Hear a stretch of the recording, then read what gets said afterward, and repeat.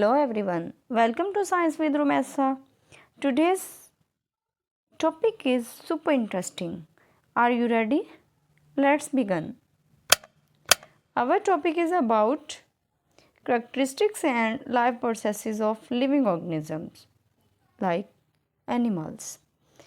The world is full of diverse animals that live in different habitats from high in the skies to the deepest oceans to land in between.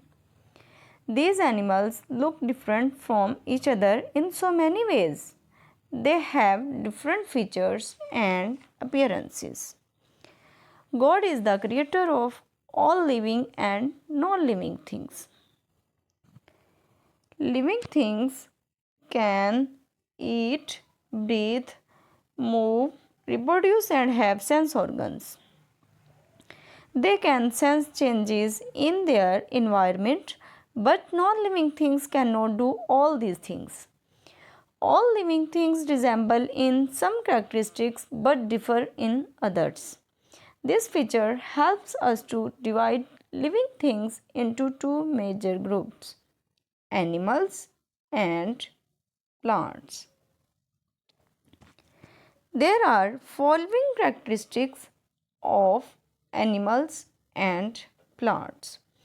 Some characteristics are similar but some are differ from each other. Animals can grow, plants can also grow. Animals can breathe, but plants cannot breathe but have respiration process. Animals can eat, plants can't eat food but make food for animals by photosynthesis. Animals can move from one place to another. Plants can't move from one place to another.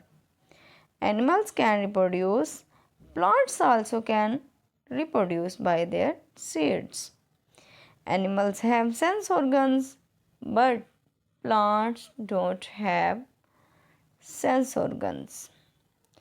In the next video, we will discuss about the classification of animals and plants. Please subscribe this channel for next exciting lessons about